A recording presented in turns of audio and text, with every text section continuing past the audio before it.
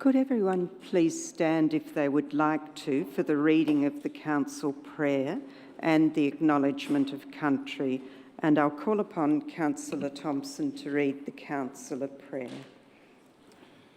Almighty God, we humbly seek your blessings upon this Council. Direct and prosper its deliberations to the advancement of the glory and to the true welfare of the people of the City of Boroondara. Amen. I'll now call upon Councillor Stavrou to read the Acknowledgement of Country. I acknowledge the Wurundjeri Woi people, the traditional owners of the state, and I respect their elders, past and present, and the elders from other communities who may be here today. Thank you. Please be seated. Welcome everyone to tonight's council meeting. Before we commence the meeting, I request that all mobile telephones are turned off or switched to silent. Thank you. The council meeting is being live streamed on the council website, so you will be able to view the proceedings of the meeting, councillor deliberations and voting. The meeting's also being recorded and will be made available on the council website as soon as practicable after the meeting. Should technical problems be encountered during the meeting will be adjourned until the problem is rectified, or if needed, the meeting will be postponed. My name is Councillor Jane Addis. I'm the Mayor of the Boroondara City Council. I'll start by acknowledging and introducing my fellow councillors and officers. Seated to my left on the horseshoe table in the council chamber are Councillor Jim Park, Councillor Cynthia Watson, Councillor Nick Stavrou, Councillor Wes Galt, our Deputy Mayor, Councillor Lisa Hollingsworth. And then back from my end, on the other side of the table, Councillor Victor Franco, Councillor Susan Bigger, Councillor Gary Thompson, Councillor Di Gillies and Councillor Felicity Sinfield.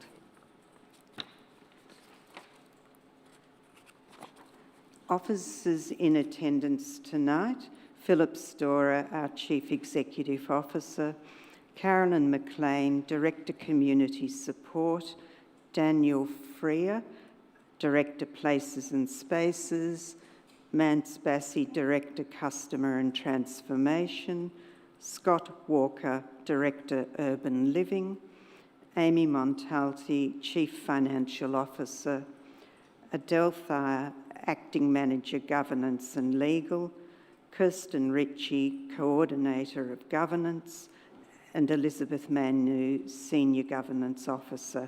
And there are also a number of other officers in attendance this evening, and they'll be introduced as they present their reports. The first item is apologies. Ms Thayer, are there any apologies for this evening? Through you, Madam Mayor, there are no apologies this evening. Thank you. Next item is adoption and confirmation of the minutes of the council meeting held on 28 February 2022. Councillors, can I have a motion to adopt and confirm the minutes of the meeting? Any lights? I can't see lights, sorry. Councillor Stavrou and seconded Councillor Gold. Thank you. Is there anyone opposed? There being no one opposed, I'll declare that motion carried. Thank you. The next item is declaration of conflict of interest of any councillor or council officers. Councillors and council officers, are there any conflicts of interest that need to be declared? Councillor Thompson? Thank you, Madam Mayor. Yes, I've got two conflicts this evening, both direct interests under Section 128 of the Act. Item 7.1, the Ashburton Heritage Gap Study, the decision to adopt, and also a matter of general business when that matter arises. Thanks, Madam Mayor. Thanks, Councillor Thompson. Our next item is deputations and presentations, petitions, public submissions. Tonight we have 3 public submissions. The first one is from Mr. Con Barbayanis, which is item 7.4, Kew Junction Shopping and Business Centre Marketing and Business Development Fund. And there are two others. I'll mention them as we call them up. So if I could just remind everyone that in accordance with Council's governance rules, there is a maximum of 3 minutes to make your presentation, and at the conclusion of the presentation we may ask questions of clarification. So could I call on Mr Con Barbayannis, please, in relation to item 7.4, Kew Junction Shopping and Business Centre Marketing and Business Development Fund. Thank you very much. Thank you, councillors. And if you could just give us your name and suburb, please. Con Barbayannis and Kew. Thank you, councillors, for allowing me time to spend discussing the renewal of the Kew Junction Special Rate and Charge Scheme.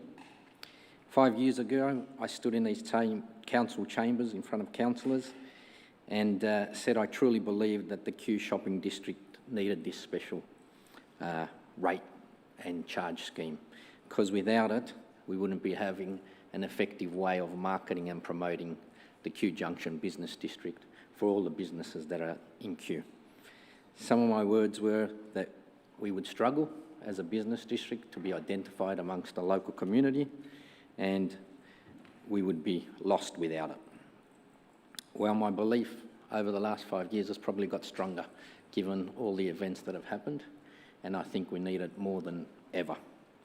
I personally, my fellow committee members, our marketing manager visit the businesses on a fortnightly basis, discuss how their businesses are travelling, give us feedback on the marketing activities, ask them to assess them, and basically the feedback we get is positive, and they tell us that it's definitely driving people into the local Kew area and Kew Business District, which is what we want to achieve. Some of the activities we've completed in the past year has been photos with Santa and Christmas market. They've become stronger each year. School holiday programs, they're booked out by the day, a couple of days since we put them up. Progressive dinner, that's been a huge success for the local restaurants and recognised as part of the Age Good Food Guide program now. Halloween, that's been growing year on year. The last event we had, we even had, it was the first time we had Channel 9 reporting, doing a live cross with their news, so that was a big achievement on High Street. We've never had that before. The Easter hunt, that brings joy to kids, and they go and count and find little chickens in window shops, and then they get an Easter egg. We have International Women's Day, that's become a regular event on our annual calendar. We've got Professional Services Months, Valentine's Day, and many other events to attract people to the Kew Business District. In the event that we didn't renew this, well, what would it mean for the Kew Business District and the businesses? Well, basically, they would have none of these events. It would be impossible for them to put these events that we're putting on with this rate charge, which would basically mean that we would lose tens of thousands of people that are visiting these events and coming and seeing all the businesses. That wouldn't happen. You couldn't do it on an individual basis as a business, and I own a business there, so that's critical. Everyone knows the last 2 years has been difficult on many businesses, families, community.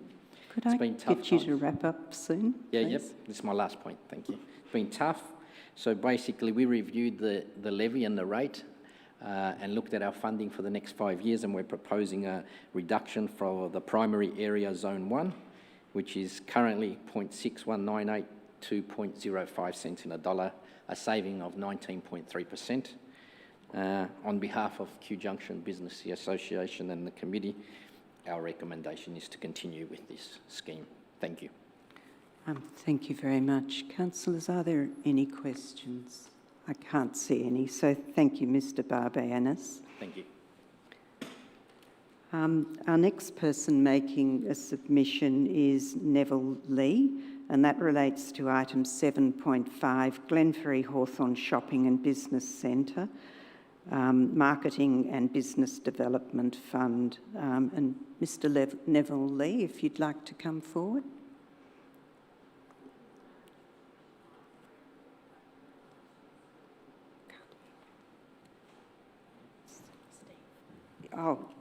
So he's not here, so thank you. So the next person is Mr Steve Williams, which relates to item 7.5, again, Glenferrie Hawthorn Shopping and Business Centre, Marketing and Business Development Fund. Yes, if you'd like to come forward, Mr Williams. Thank you. And if I can remind you to give us your name and suburb, and just that you have 3 minutes. Steve Williams, Hawthorn. Tonight I'm here to speak on behalf of the Glenferrie Road Traders Association Committee and also its members in support of our special rate and charge renewal for the Glenferrie Hawthorn precinct. Unfortunately, none of our committee members could be here this evening. They do all send their apologies. They had a huge day yesterday at the Glenferrie Festival, and they're all trying to recover from it and get ready for the rest of the week. The last couple of years have been very difficult ones for businesses right across Melbourne, but particularly in parts of Glenferrie and Hawthorn. We were hit by a perfect storm. We've had all of our businesses, all of the local offices be shuttered over the COVID period, and the university also shuttered for 2 years. So it's really affected our businesses in the area. The Traders Association have been a vital link during COVID, supplying information, resources, support, and just someone to speak to about people's businesses and to help them through. Many of our businesses, when we spent months apart and came back to them and started speaking to them again, said that they wouldn't have been able to get through the COVID period without receiving all the vital information that we were sending through to them, and in such a timely manner. So many of our businesses said that they survived by reading our emails every day and knowing which grants to apply for and what support was available to them. Our membership, however, believe that they're poised on good times coming ahead, but they also know that they also think that it's going to be even harder if they don't have the special rate to assist them move forward. We currently now have our largest committee that we've ever had, and they're more engaged than they ever have been before. The Glenferrie Traders Committee believe that the funds that would be made available through the special rate and charge would be a great base to build and leverage and grow events in the area over the next 5 years. Over the next 5 years, the special rate and charge scheme that is proposed will raise just over $1 million in its 5-year lifetime. However, with the plans that we've got in place, the Glenferrie Traders Association plan to expend over $2.8 million in that period of time. We've got quite an aggressive program where we'll be applying for grants, and a lot of the grants we've already got secured, and also income from our events. The Glenferrie Traders Association are very good at putting on large-scale events. For those of you who may have attended yesterday, we had over 60,000 people attend the Glenferrie Festival, and that was one of our smaller events. We had an income for the event of over $90,000. Can I get you to wind up soon? Yep. We had an income for the event over $90,000. We've got a huge program for the next 5 years and believe that the special rate and charge is imperative to us to deliver that program. As Con said earlier, we would not be able to put on these events if it was just individual businesses. We think we can leverage that $1 million, turn it into 2.8, and service not only our businesses, but also our local community.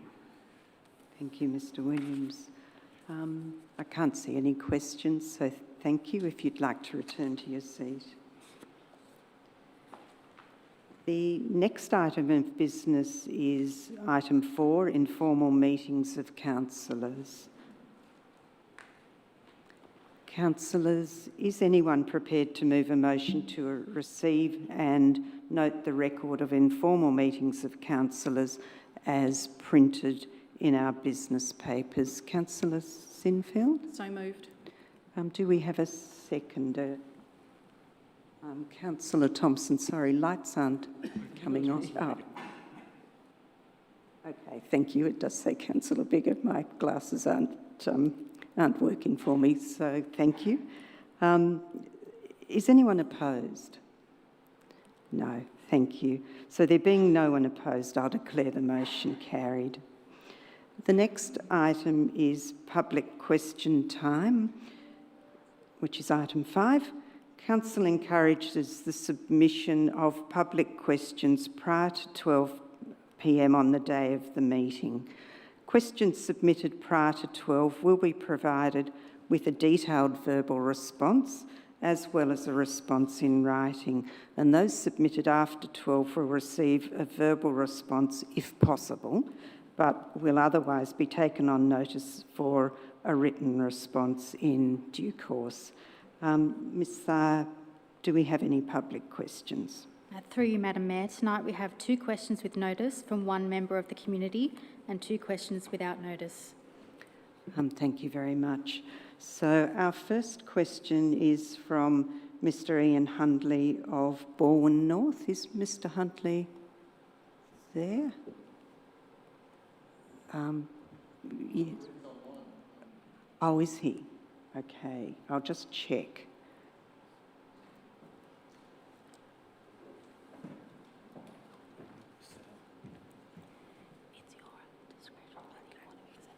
Okay, so apparently he is online, so I'm happy to read his question.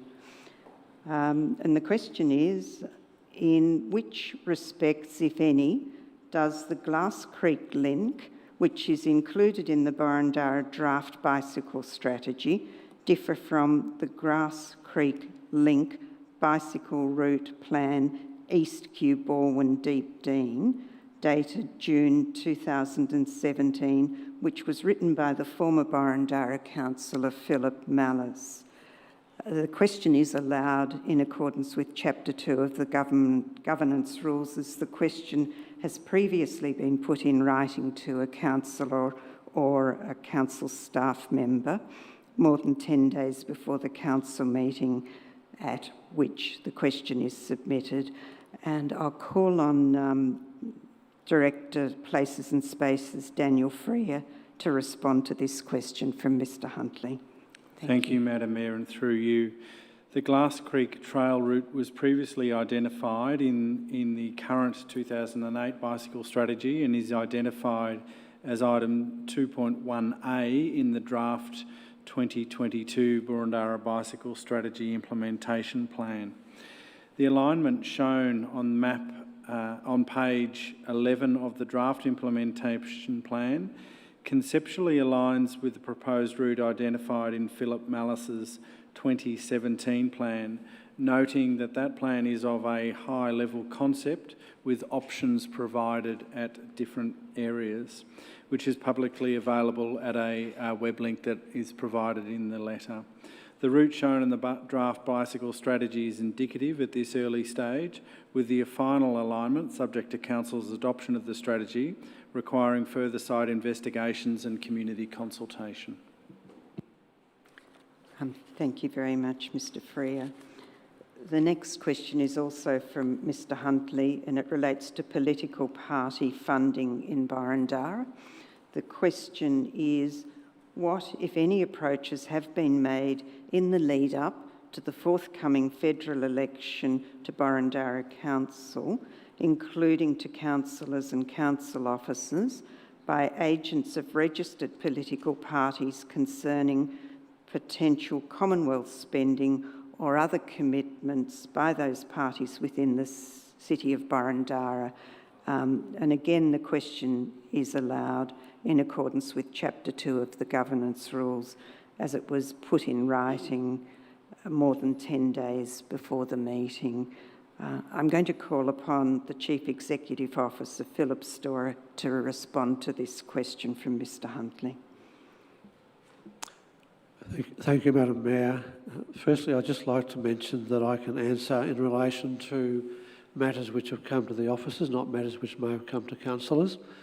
My response in relation to matters which have come to officers is that we've had approaches from the office of the member for Kooyong and the office of the member for Higgins. Thank you, Mr Storer.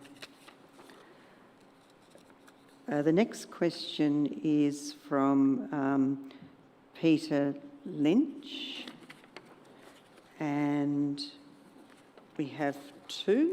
The first one is, and I can see you there, thank you. Thank you. Will Council acknowledge insufficient planning recognition for this precinct with train and tram links, the priority for which should be minimising car entry, not encouraging car parks? And that relates to the Glenferrie Hawthorn Shopping and Business Centre. The question is allowed in accordance with Chapter 2 of the Governance Rules, as the question relates to a matter or matters regarding 7.5 on the Council agenda this evening. Because the question was received without notice after 12 today, it will be taken on notice for a written response in due course. And Mr Lynch, you'll be provided with a written response to your question. And your second question relates to commuter car parks. And the question is, will Council now release all relevant qualitative and quantitative data on responses to community consultation and submissions on commuter car parking? And similar response, that the question is allowed, but because it was received after 12 today without notice, we will be sending you a written response. So thank you for your question, Mr Lynch. And that's the end of our questions. So the next item is notices of motion. Ms Thayer, do we have any notices of motion? There are no notices of motion this evening. Thank you. The next section is presentation of officer reports. And I wanted to check with councillors if there are any issues or concerns with respect to the order of the agenda, or if you wish to flag items for discussion or items that may not need to be discussed and thus can be moved on block. And we do have a recommendation that we consider moving 5 items on block.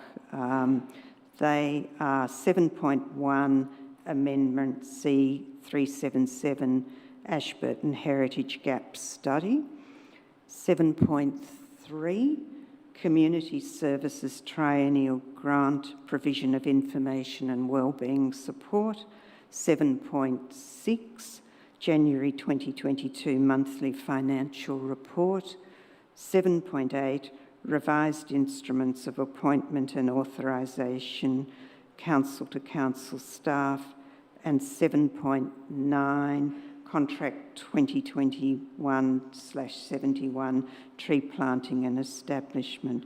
And Councillor Thompson, I recognise that you have a conflict? Yes, I do, Madam Mayor, and I have no concerns with 7.3 to 7.9 as you've outlined, but if I can be excused for 7.1. Yes.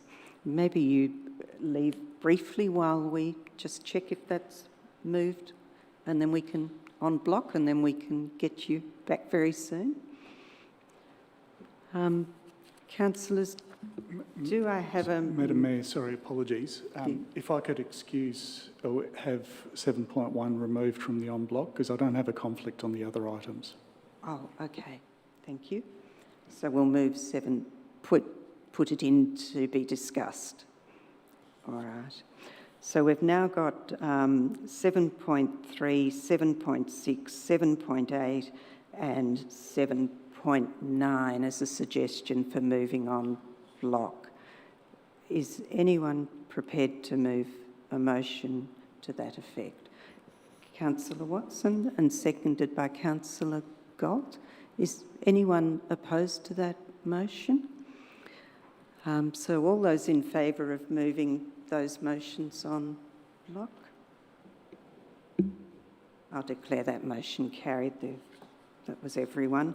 So 7.1 presentation of officer reports is Amendment C337, Ashburton Heritage Gap Study, decision to adopt. And that's going to be presented by Robert Costello, Principal Strategic Planner. Thank you, Mr. Costello. Thank you, Chair. Amendment C337 to the Burundara Planning Scheme seeks to apply the heritage overlay to 9 individual heritage places and 1 heritage precinct. The purpose of this report is to inform Council of the Urban Planning Delegated Committee resolution of the 7th of February 2022 and to seek adoption of the amendment. A panel hearing for Amendment C337 was held on the 3rd of November of last year. 2 parties presented at the panel hearing. The panel was generally supportive of the amendment and recommended it be adopted subject to the post-exhibition change to the Statement of Significance for the individually significant heritage place at 1 Key Street, Ashburton. The change amends the Statement of Significance to identify alterations made to the property since 1953 are not significant. The change was endorsed by the UPDC on the 6th of September of last year following public exhibition of the amendment and consideration of submissions. The UPDC resolved to endorse the officer's response to the panel recommendations and refer the amendment to an ordinary meeting of Council for formal adoption. Should Council resolve to adopt the amendment, officers will submit the amendment to the Minister for Planning for final approval. Thank you, Mr. Costello. Are there any questions for Mr. Costello? I can't see any lights on. Is anyone prepared to move a motion? Councillor Gillies. Thank you, Chair. The officer's recommendation. Thank you very much. And Councillor Watson, are you happy to second? I am, Madam Mayor. Thank you very much. To assist Councillor Gillies, is anyone opposed to that? No, thank you. So I'll hand back to Councillor Gillies. Do you want to speak to the motion briefly? I think the report outlines the process that's been followed, and I thank the officers for the work. Never ceases to amaze me the time and effort that's required with these applications, but thank you to the officers for all that work. Thank you, Councillor Gillies. Councillor Watson, you... No, thank you. Echo the words already spoken and happy for the motion to be put. Thank you very much. So I'll now put the motion that's up on the screen. All those in favour? Thank you, councillors. That's carried unanimously. Thank you. I'll declare the motion carried. Thank you, Mr. Costello. The next item on the... Thank you. Councillor Thompson, welcome back. The next item is 7.2, adoption of Burundara Reconciliation Strategy 2022 to 26, and I believe that's going to be introduced by Fiona Brown, Manager Community Planning and Development. Thank you. Thank you, Madam Mayor. So the purpose of the report tonight is to seek Council's endorsement of the Burundara Reconciliation Strategy 2022 to 26, which is Attachment 1, and to present the responses to the community submissions received during the public exhibition period of the strategy, which is Attachment 2. The report also thanks the 14 community members and groups who submitted their valuable feedback and acknowledges the support and contribution from the Wurundjeri Woiwurrung Cultural Heritage Aboriginal Corporation and other Aboriginal and Torres Strait Islander stakeholders. The strategy formalises Council's 4-year vision and commitment to reconciliation in the municipality. It sets out a clear roadmap and framework for implementing reconciliation initiatives in the community in collaboration with Aboriginal and Torres Strait Islander communities, service providers, community organisations and the broader community. The strategy was developed based on background research and extensive community consultation with key stakeholders from the Aboriginal and Torres Strait Islander sector, service providers, community organisations and the broader community during July and August 2021. The consultation sessions enabled Council to hear directly about the aspirations for reconciliation locally and opportunities for action and collaboration with the Aboriginal and Torres Strait Islander sectors and people. The information gathered and the background research informed the development of the strategy's vision, themes, strategic objectives, focus areas for action, and the implementation plan. The draft strategy was placed on public exhibition from the 16th of November through to the 14th of December. Opportunities to comment on the draft strategy were promoted through various channels, with a particular focus on seeking the views of key local Aboriginal and Torres Strait Islander stakeholders and services. Council thanks the 14 submitters who responded and provided feedback on the draft strategy. Of the 14 submitters, 2 identified themselves as Aboriginal. The feedback has been reviewed and suggested changes have been incorporated into the strategy, which is attachment 1. Based on the submissions received and the wording of some of the actions in the strategy have been changed and are contained in the body of the report. An additional paragraph was also added at the beginning of the strategy to reflect on what reconciliation is, and a translation of the acknowledgement will be included in the design document. The Wurundjeri Woiwurrung Cultural Heritage Aboriginal Corporation did not make a formal written submission. However, they provided verbal support of the strategy at monthly meetings and at the December meeting of the Burundara Reconciliation Advisory Committee. Attachment 2 includes details of all the submissions received and the responses to the feedback, including where changes have been suggested in the strategy in response to that feedback. Following adoption, the strategy will be available on Council's website from tomorrow, Tuesday the 29th of March, and it will be formally launched during Reconciliation Week, which is the 27th of May to the 3rd of June. So the recommendations before you tonight are up on the screen, and they are that Council resolve to adopt the Burundara Reconciliation Strategy 2022 to 26 as annexed in Attachment 1. Secondly, to acknowledge the support and contribution from the Wurundjeri Woiwurrung Cultural Heritage Aboriginal Corporation and other Aboriginal and Torres Strait Islander key stakeholders in the development of the strategy. And 3, to thank the 14 community members and groups for their submission. Thank you, Madam Mayor. Thank you, Ms Brown. Are there any questions for officers? Councillor Biggar?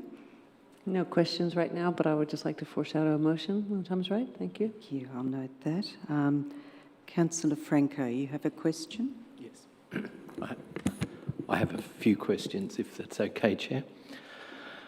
Firstly, in relation to the submissions, I know that a number of persons and groups, including myself, raised the issue of not just naming new sites, places and facilities, but also the potential renaming of existing sites and places. Can you explain, and I appreciate that one of my colleagues may seek to address this with a motion, but I wonder if you could explain how that's incorporated in the current report. So through you, Madam Mayor, yes, we do have an action in the plan to name spaces, and it has identified new spaces at this stage. Would it benefit from greater clarity in a separate motion? That's a matter for councillors. Okay. Some additional questions, if that's okay, Mayor? Yes, sorry. A couple of sites that have been raised in relation to naming are not mentioned in the report at all, and I note, for example, the Freeway Golf Course, which is currently under construction, and I'm not sure if it's formally named the Freeway Golf Course or informally named the Freeway Golf Course, but that doesn't have any mention in the report. I'm wondering if that can be considered or is being considered or might be considered through the process outlined in the report. And I also raise that in respect of the naming of Gardner Ward, which has come up in discussions, and the potential consideration of its renaming under the provisions in the proposed policy. Through you, Madam Mayor, so my understanding is that Freeway Golf Course is not an official name and so would be captured as the action is currently worded under new. new names, but Gardner Ward is an existing name, is my understanding, and so currently we would have to look at expanding the action from the focus on new places and spaces. Okay. And the reason for not including it in the report is because?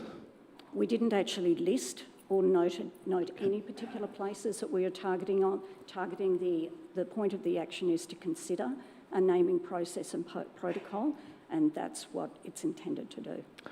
Okay. One other issue that came up in the consultation period is the former corroboree tree which lived outside our civic centre, out nearby to this town hall. I know it's got a write-up on the council website.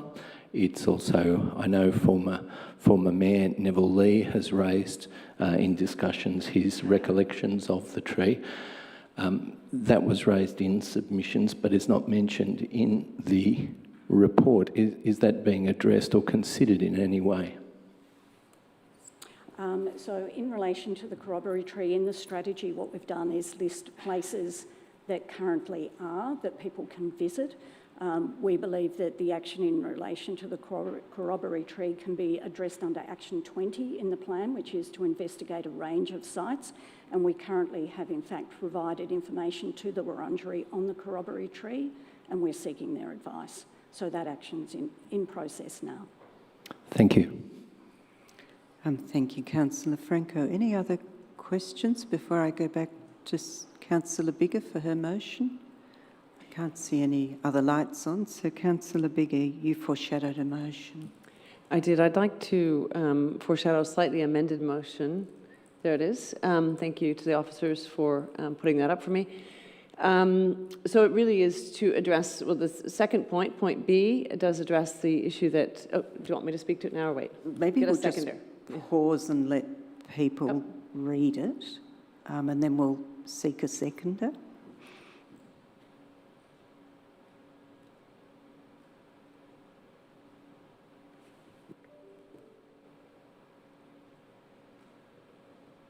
Has everyone had time to read and absorb? Thank you. So can I see if anyone is happy to second that motion up on the screen? Councillor Thompson? Happy to second that motion. To assist Councillor Biggar and Councillor Thompson, is anyone opposed to that motion? Thank you. We do have some opposed. So I'll return to Councillor Biggar to speak to your motion, please. Thank you. I'll speak broadly to the motion and then specific to the specifics. And I guess the first thing I want to say is that I think this is an important day for Boroondara, and as it really formalises our commitment as a community to reconciliation. This is not something that is brand new, but it is something that formal commitment is really important. And I think as the report notes, this is not something that is achieved overnight. I think it happens as trust and respect are built. So I want to firstly really thank the officers for their work on this, because their work with the Wurundjeri Woiwurrung people, not just in the last 12 months, but over years, has been really foundational for this piece of work. So in terms of the amendments, just to speak to the amendments, as Councillor Franco mentioned with point B, this is really just an opportunity to give us the option of considering all kinds of places that might be appropriate, not only new places where there might be a consideration of a renaming. This is not a vote about renaming places. It's not about specific locations. It's about opening that as an option rather than having it closed off. And I would see that for some of us, this was something that, well, for me personally, it was something that probably should have come up earlier, and so and didn't, and so I apologize for that. In terms of point A, this really came up in conversations. So we, as the officers noted, we have regular meetings through the Reconciliation Advisory Committee with the Wurundjeri Woiwurrung elders and those working in the community. And basically, at a meeting that we had with them today, it was clear that they had a desire for us to potentially develop a statement of commitment, just a very simple statement of commitment. I think, in effect, our policy is a policy of commitment, but it is, and no buts actually, it is a policy of commitment, and I think that what's very important is that that commitment is shown through our work with them and our collaboration with them. And so for me, this small change in point A relates to a request of theirs to say, could we just ensure that we're phrasing that in a way that gives them confidence and comfort? And so for that reason, I would ask my fellow councillors to consider this amended version and support it. Thank you. Thank you, Councillor Biggar. Councillor Thompson is the second. Would you like to? Reserve my right, thank you. Thank you. Councillor Park, you have your light on. Thank you. I think it's unfortunate that this amended motion is being moved, because my sense is that had the recommendation that was put forward by officers been moved, it would have garnered unanimous support, which would have been a much better approach. Councillors were, or most councillors were first given wind of this proposed change in direction about an hour before the council meeting, and that's just not sufficient given the nature of the change. I'd be very keen to hear officer advice about how that would be interpreted and what the ramifications will be. And by moving it here in this situation, councillors are simply denied that opportunity. On that basis, I can't support the motion. Thank you, Councillor Park. Councillor Sinfield, you have your light on. Thank you, I do. Without wanting to draw officers into debate, as Councillor Park has remarked, I would be keen to receive officer advice as to the ramifications of this. I also first learnt of this at 5:17 p.m. tonight and haven't had the opportunity to consider any perhaps unintended consequences. Should this motion fail, I will happily support the officer's recommendation. Thank you. Thank you. I might seek some brief advice.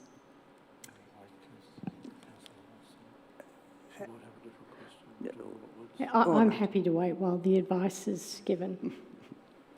Through you, Madam Mayor, in relation to the statement of commitment to reconciliation, officers did actually put forward a beginning paragraph which is on page 3 of the strategy, and it is titled About Reconciliation, and those words we've been comfortable with them in the past.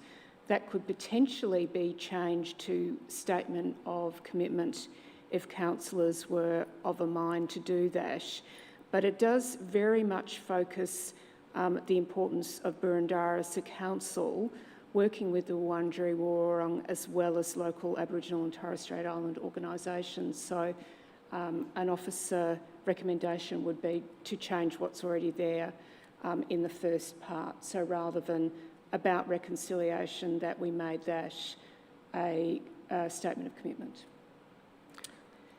So on that basis, would we need to change point A, or that would be consistent with how point A reads on this motion? No, we would need to change the motion to change the beginning title of About Reconciliation to a statement of commitment.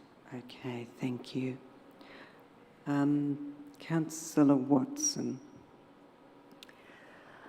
Thank you for that advice, but I was waiting to hear officers' advice perhaps on item B, on 1B. Thank you. Again, thank you through the Mayor. In terms of the actual process that we would go to develop an internal naming policy and procedure, officers have not turned their mind to what would be involved in relation to public consultation to change existing titles to new, and what would be the thought or impact. So at this point, we don't have any consultation back from the community as to whether that would be something that the community would support. We have only consulted on the basis of new facilities or places being named. Thank you very much. Did that answer your question, or you have another one, Councillor Watson?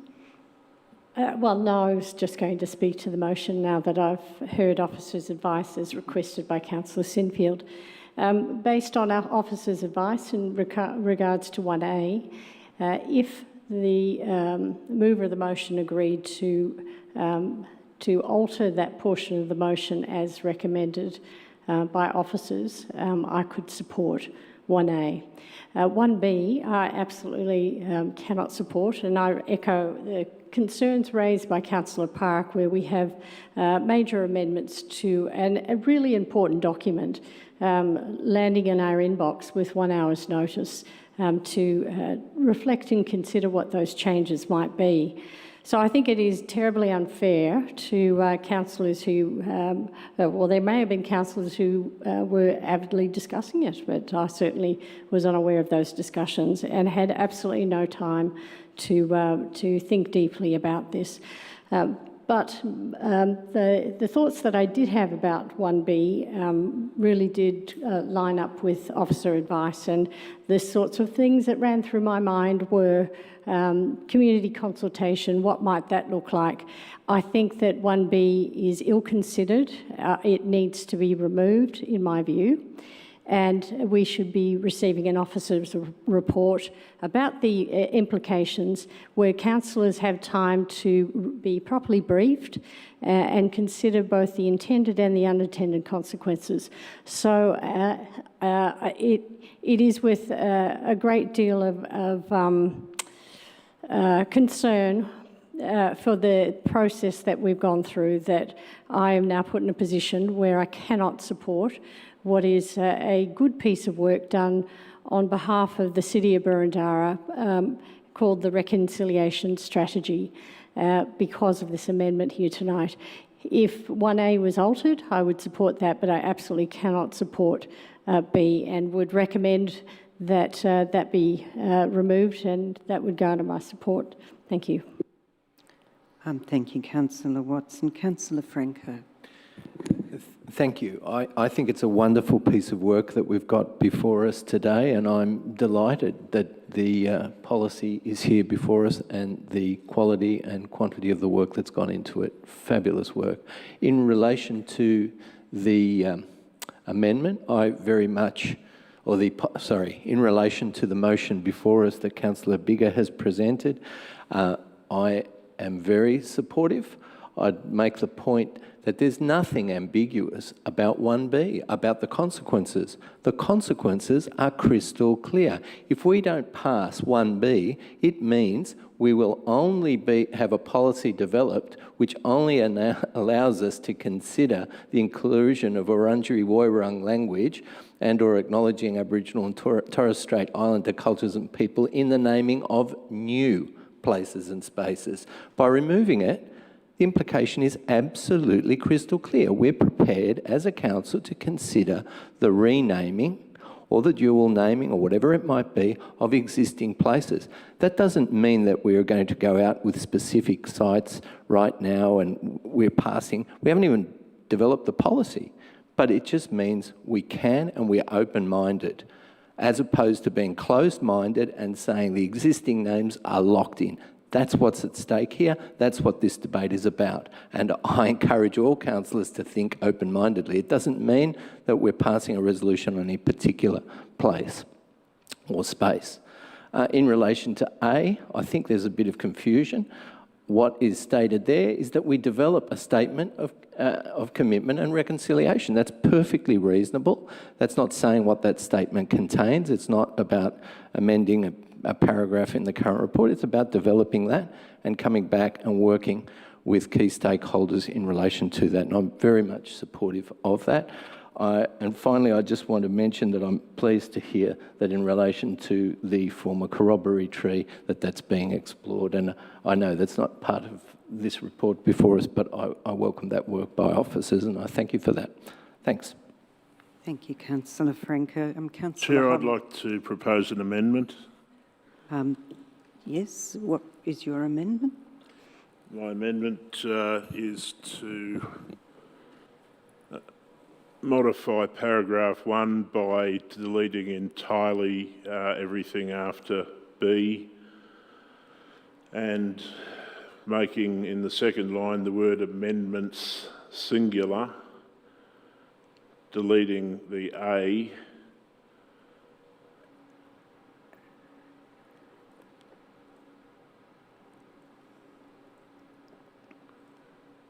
at the beginning.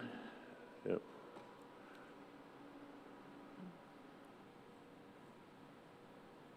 And I just will need some advice from officers in respect of the advice that was given by the Director. I seek to have a form of words that puts into effect the Director's advice. That the current title about reconciliation is amended to read Statement of Commitment to Reconciliation. Pause for a moment while we... Yeah.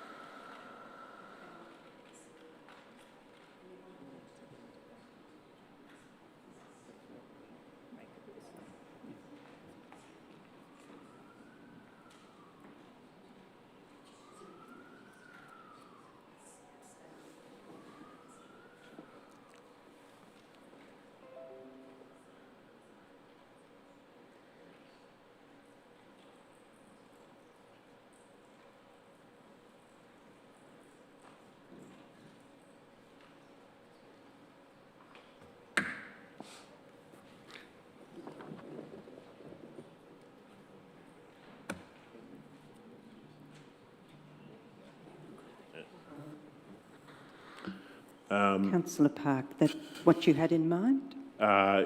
Yes, except that the A goes and that, so it'll just read with the following amendments. Oh, one amendment, remove the S? Yeah.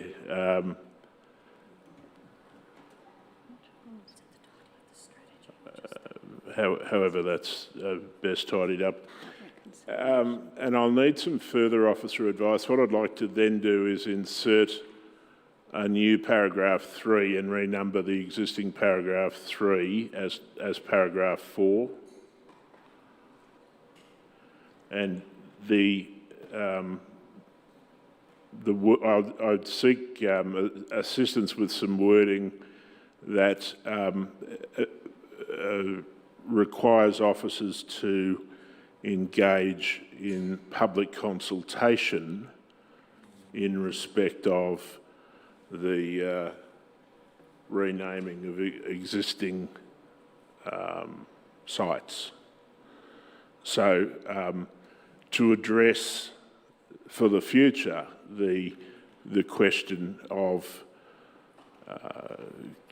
so we undertake consultation, and then this whole question that's the substantive motion, we can consider with the benefit of public consultation. So something like officers to engage in public consultation to address any future renaming of existing sites?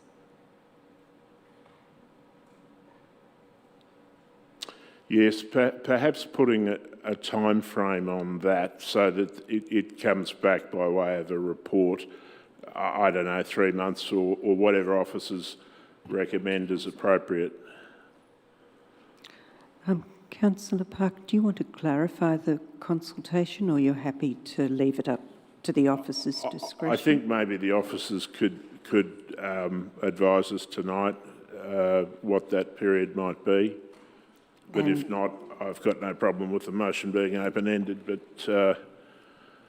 And the form of the consultation, you're happy to leave that up to... I think that's best left with officers. Thank you.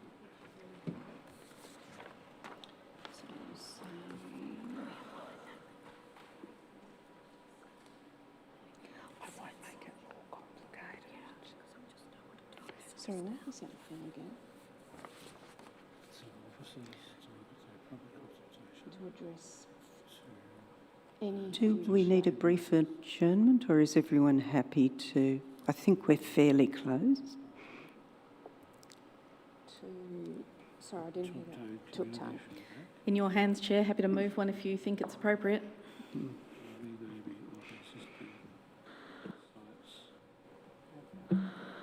Hard to judge how long it will be.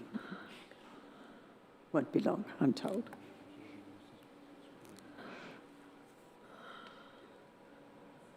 Thanks.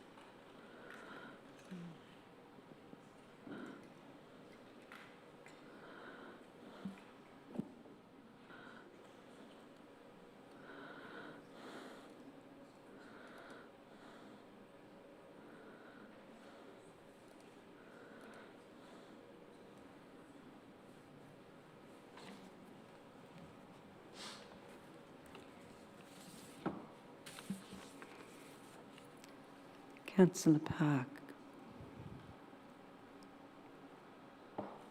Yes, I'm happy to move that as my motion, Chair. Can I see if there's a seconder for Councillor Park's motion?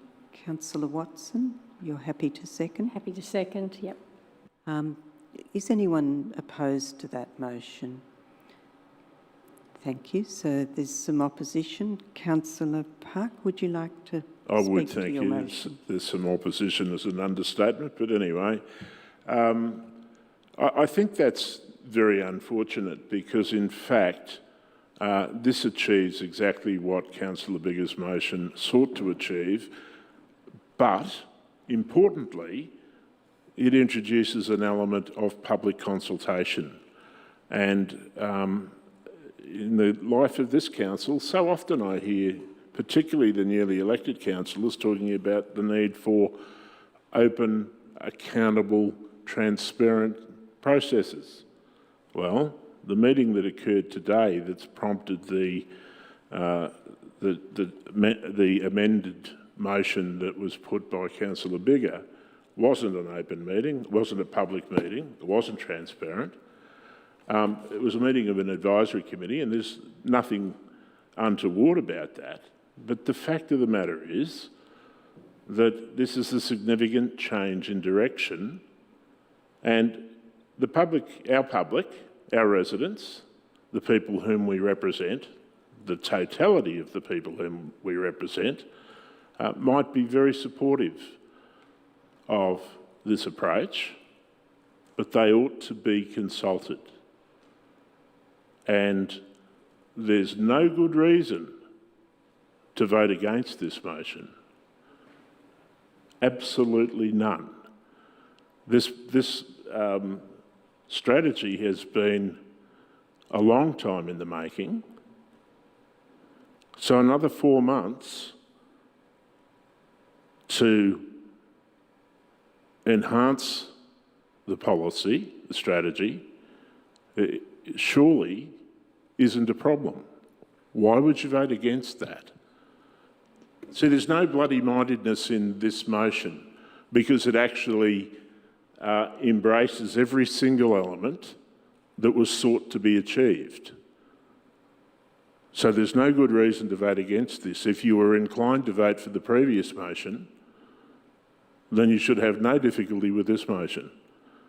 And importantly, this is a motion that should garner unanimous support, and that sends a very clear and important message to the entire community. So I'd ask you to rethink your position and consider supporting the motion. Thank you. Thank you, Councillor Park. Councillor Watson is the seconder. Would you like to speak now? Yes, I will. Thank you, Chair.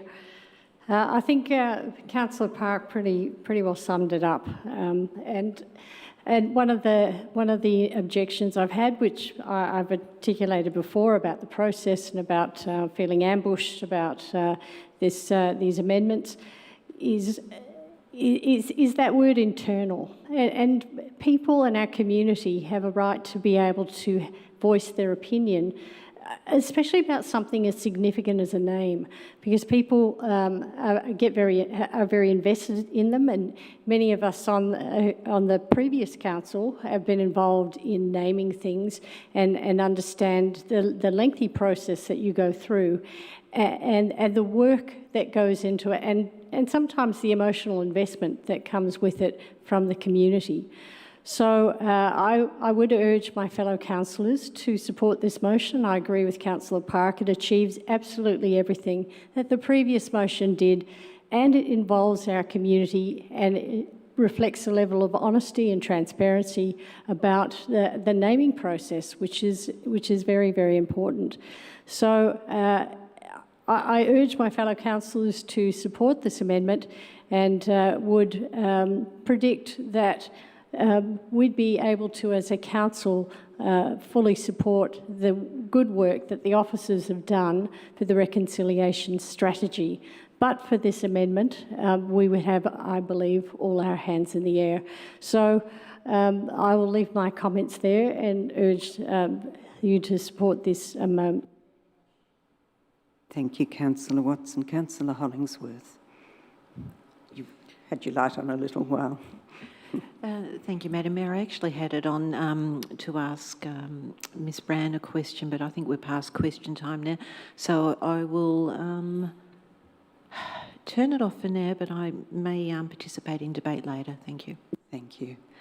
So I think the next one was Councillor Franco and then Councillor Sinfield. Thank you, Mayor. I'd like to respond to and comment on the proposed amendment from Councillor Park. Firstly, the state naming policy guidelines already envisage the renaming and dual naming of existing locations. That is the case. The only thing we're doing in our policy, as it currently stands, is precluding something that is already in law, that's already envisaged, that is already commonplace practice. Secondly, in relation to the consultation and the need for consultation, that public consultation has already happened on this specific issue. We went out with the current draft as it is in relation to the naming of new places. The responses, and I think most of the submissions received, or quite a number of them, and comments that I've had and feedback that I've had, has all been about the need to amend the policy. This is in the submissions. We can read it in the public report, in the report that we've got before us. This was something that's been presented and we've been asked in relation to it. In relation to the way it's been addressed by officers, if you look at the comments in attachment 2 or attachment 1, wherever it is, where people are commenting on the potential renaming of existing sites, it says this will be attended to and addressed by way of the development of a policy. The only problem is the way that the existing draft motion was presented by council officers was in a way to preclude that very fact, the potential renaming or dual naming, etc., of existing places and spaces. So there's an error, if you like, minor error and deficiency in the report before us, but that consultation has taken place. We've had that feedback.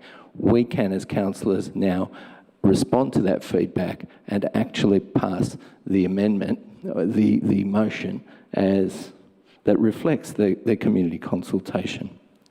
Thank you. Thank you, Councillor Franco. Councillor Sinfield. Thank you.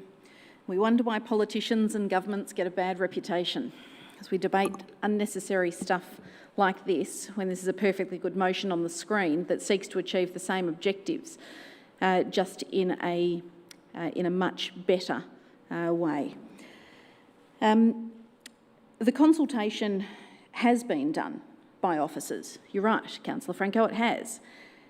And what we see here in policy and in the officers' recommendation is their impartial best advice to us. And I'm prepared to accept that without question. I have no doubt that the officers have done their best job at putting this together in the form that the community seeks for it to be in. So I don't seek to change it. I'm happy with the officers' advice. I welcome this amended wording by Councillor Park. And funnily enough, as we sit here in the city of Boroondara, an Indigenous word, we are one of few municipalities across Victoria who embraces it to that level. We name our municipality after an Indigenous word. I urge my colleagues to take the time now to consider this motion, because it's not evil. Take the time to read it and digest it and see whether it aligns with your values. It aligns with mine. Community consultation and seeing what our community would like us to do and achieve on their behalf is absolutely fine with me. Maybe not with all of you, if you just want to make a decision without consulting our community. The bicycle strategy we've discussed in recent times has caused many in our community to put blinkers on. It's excluded a portion of the community because they thought it related to bicycles, so they haven't provided their feedback. Now, many in the community may have reviewed this strategy document and opted not to provide feedback on new sites or renaming old sites because they were satisfied with the strategy in the form that it was presented to them. So to change that now is really wrong without going out to consult, and that's what point 3 seeks to achieve. I'm opposed to policy on the fly, as I've said before, and commend what is on the screen to you. Thank you, Councillor Sinfield. Councillor Stavrou. Thank you, Madam Mayor. I must admit, I'm a little bit conflicted as this discussion is going on. I mean, I'm a member of the Reconciliation Committee. I chaired it today, and I think extraordinary work has been done by officers, by elders, by the Indigenous community, by fellow members of the committee. And I think everybody involved is serious about doing the right thing. Where my conflict is arising is that when I look at the statement of commitment to reconciliation, one can read it one way, that council is committed, and that's a good way of reading it. The other thing to do is to think about that what council does is a gift to the democratic process by the community bestowed on us to represent them in that commitment. And therein lies my dilemma now, that the way that Councillor Park has drafted or requested a sensible drafting, one might say too, to engage that community so that we can bring out what the community really thinks both ways, both sides of the debate. I'm sort of feel that we're in the haunted dilemma that if 3 is true, then A feels weakened. And I'm going to say what I've just said, and hopefully in the next few minutes I'll have some way of coming down to which way to vote. But I think what I wanted was a much cleaner, unanimous support to indicate and show how committed we are, really committed we are to reconciliation, rather than, you know, allowing the perfect to come in the way of the good. I'll leave it at that. Thank you, Councillor Stavrou. Councillor Thompson, I think, was first, and then Councillor Biggar. Thanks, Madam Mayor. I'm going to start by firstly acknowledging the elders, Auntie Gail, Auntie Julianne, Uncle Colin, Charlie Woolmore from the council. We've been in consultation with them for well over 12 months. And obviously Glenn Loffrey, who we'll all know, has put an apology for this evening. We'll just acknowledge to the gallery that, you know, we're debating here about the good things about what we're doing towards reconciliation. Even though we've got a challenge of minds, we're actually still making good steps towards reconciliation. And I do acknowledge all of their contributions. That needs to be said because it seems to be a negative debate. What I will acknowledge is that we have been consulting, and Councillor Franco is correct that through the consultation on the draft strategy, we've got feedback with regards to new places versus places, and notwithstanding the intent may be the same in item 3, the original motion actually sort of formalised that to have the flexibility in place so that we can consider both new places and existing places at the same time. It's not saying that we will adopt new names for existing places, but that just gives us the flexibility. And that's something that was consulted with, and that's the feedback that we got not only from the community in the report, but also for the benefit of the councillors in today's committee. That's the feedback that we got from the elders today. And the same is said with the statement of commitment. You know, I guess we've got to, if we truly believe in reconciliation, we should have no concerns whatsoever about a statement of a reconciliation or commitment to reconciliation. First and foremost, if you don't believe in that, don't vote for the reconciliation strategy. That's what I'd say. I support, I understand the good intentions of Councillor Park with this one. I don't think we need to consult on something that we've already consulted. And I will support the original motion of Councillor Biggar. Thanks, Madam Mayor. Thank you. Councillor Biggar, then Councillor Hollingsworth. Thank you, Mayor. Actually, Councillor Thompson said much of what I wanted to say very well, so I don't need to say much. I also appreciate his returning this to the fact that this is a positive and an important day, and I think we around this table are agreeing in 96% of what we're talking about, so that is an important thing to say. I don't see my amendment as in any way a significant change in direction. I think it's been somewhat misrepresented by that. I think I would agree with Councillor Stavrou on point 1 that the changing of the title is a weakening. It is not what the... Oh, am I misrepresenting you? Sorry. Okay. I'll take that back. I will say my comment to the first point is that I don't see that as a representation of what the Wurundjeri elders were looking for. I think all that they're asking for, as Councillor Thompson mentioned, is sort of a statement of commitment, which is already effectively a reinforcement of what we're doing. So I don't see it as a significant change in direction in any way. I think that, and as Councillor Thompson has said, we have consulted on this. This is not about the consultation. And this is also, when it comes to the naming, it's about developing a policy about it. It's not about taking decisions out of people's hands. So I would encourage I'm not going to vote to support Councillor Park's amendment, and I encourage my fellow councillors to follow me. Thank you, Councillor Biggar. Councillor Hollingsworth. Thank you, Madam Mayor.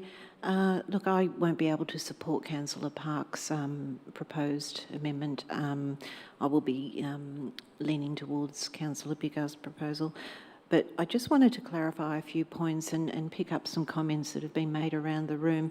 I actually had words similar to Councillor Sinfield, the fact that we do celebrate being called City of Boroondara. But as we know, City of Boroondara was derived through change, because where we're sitting now was the City of Camberwell, and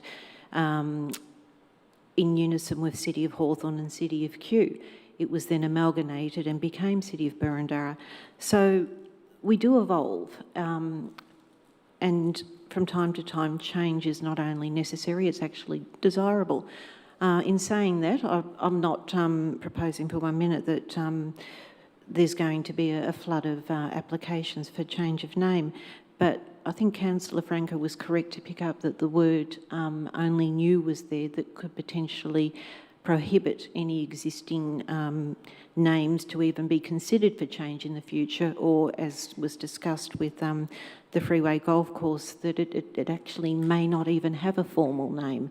So if there is an opportunity there to consider that, we would hate to think it could be precluded because of the language. The other comment is also being involved with the Reconciliation Advisory Committee and had the privilege to work with officers and councillors and elders on the committee. This issue was only realised today, and it was around 3 o'clock this afternoon, and it wasn't until 4 or 5 o'clock that there was even an opportunity for officers in conjunction with committee to try and put together some words. So it certainly wasn't orchestrated or certainly not intended to be an ambush, and it wasn't intended to drag into debate. It was intended to try and put forward representation that reflects the language of the elders. And I think a lot of the language we use is strategy-based and strategic-based, and we refer to visions and missions and values. Whereas the elders said to us they prefer to use the language statement of commitment. That actually is more powerful and more significant to them. The actual content of the document I don't believe is intended to change much at all, in fact quite little. It's just putting it into language that they're more comfortable with, and I'm happy to support that. Thank you. Thank you very much, Councillor Hollingsworth. So I'll return to the mover, Councillor Park, to wrap up. Well, we received very clear advice from officers that there had not been consultation about renaming existing places. So that's point one. So those of you who are saying that that has occurred, then that's clearly at odds with officer advice.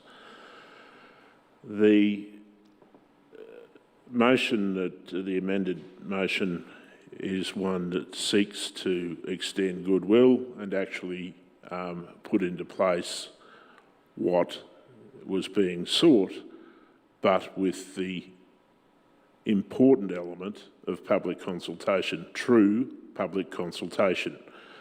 And I'm so sick to death of hearing from people who come to this place and talk about the need for transparency and then do their damnedest to ensure that there isn't transparency. And it beggars belief when Councillor Hollingsworth says that this only emerged at 3 or 4 o'clock. Well, if it's something you've been consulting on all this time, how does it suddenly tumble out at the 11th hour?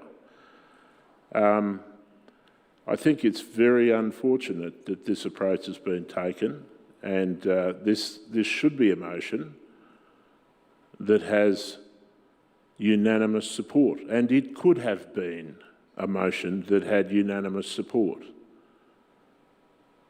But instead, an hour before the meeting, there's a fundamental change in direction.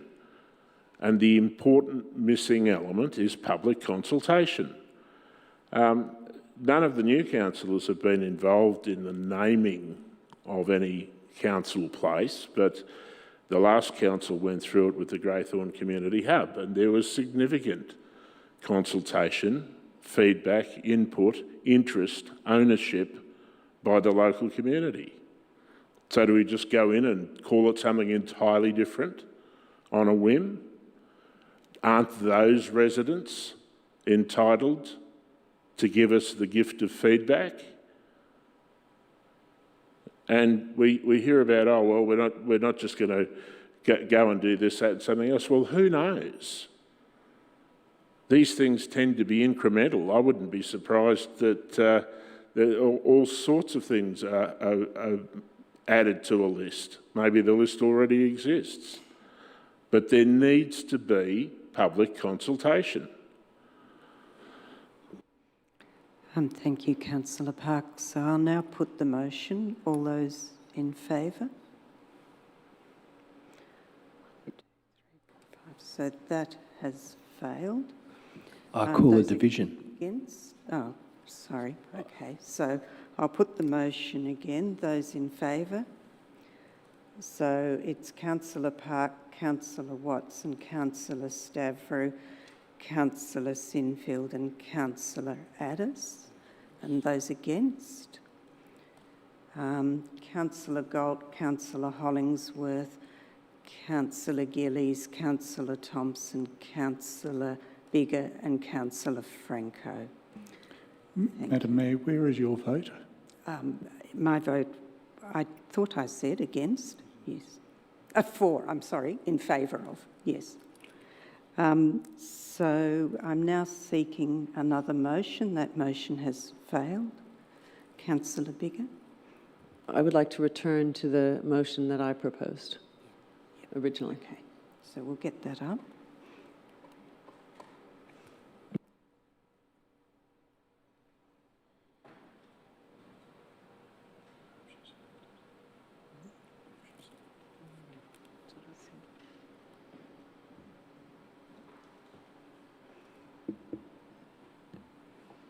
So that's your motion. So I'm seeking a seconder for the motion. Councillor Thompson, you seconded it last time? Yes, I think we'll return to debate. Okay. Madam Mayor. So we'll, would you like to speak to your motion, Councillor Bigger? Briefly, because I think I already have, just to say that I believe that this motion takes into consideration the feedback, the late feedback that we've had from the Wurundjeri Woiwurrung people about adding a single action point to the implementation plan, which is what this is about, point A, and point B, which is about keeping open the option of naming both new places and potentially renaming existing ones.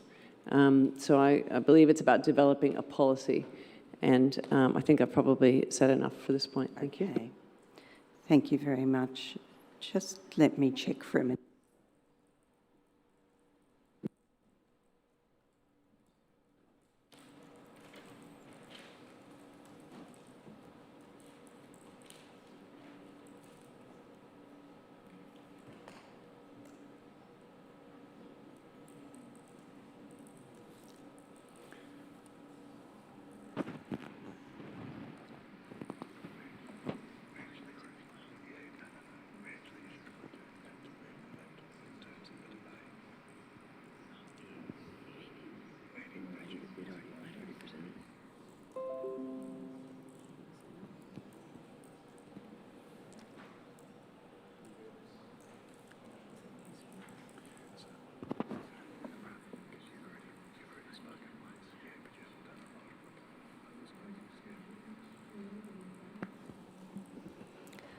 Thank you, Councillor. So I've been advised that we don't need to hear further from those who have already spoken, excuse me, to the motion, but whether there are any others who wish to speak, excuse me, to the motion.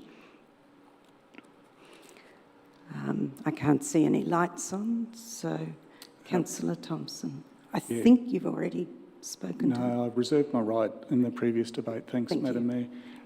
Doesn't seem to be any other lights on. So, look, I'm just going to take this opportunity again to thank the elders for the journey that they've been on over the last probably 15 months. Started when I was Mayor last year, and the tireless effort of our council officers and staff who've been attending monthly meetings with various departments, working with the elders on all different strategies, embedding reconciliation into the organisation, which is by virtue of what that is exactly our taking our steps towards reconciliation as well. This strategy is a very good strategy. It sets out a clear path. When you read through the papers in detail, it has the implementation over the next 4 years. And I think it is something that, whilst there's been debate by colleagues on this, I'd hope that everyone does support this for the benefits of what this will actually do towards reconciliation.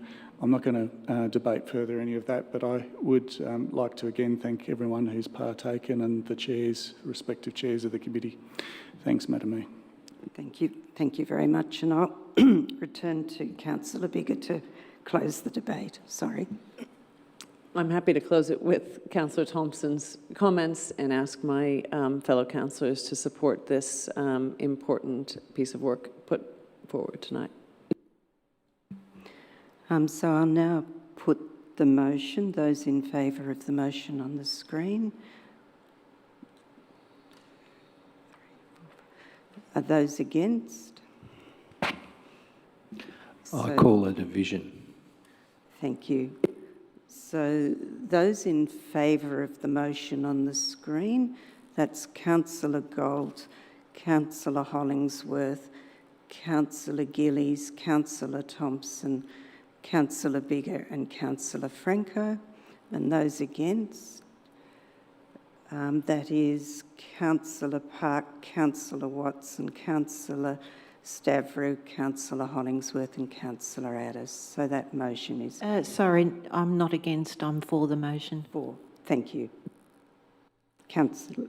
Okay, so I'll just put those against, which is Councillor Park, Councillor Watson, Councillor Stavrou, Councillor Sinfield and Councillor Addis. Thank you. So that motion is carried. Thank you. Now we'll now move to item 7.4, which is Kew Junction Shopping and Business Centre, Marketing and Business Development Fund. And that's to be introduced by Nick Lund, Manager, Liveable Communities. Thank you, Madam Mayor. Good evening. The report before you tonight seeks a resolution from Council to introduce and give public notice of its intention to declare the Kew Junction Special Rate and Charge Scheme as required under Section 163 of the Local Government Act 1989. A special rate and charge scheme to support marketing and business development has been in place in Kew Junction for 24 years.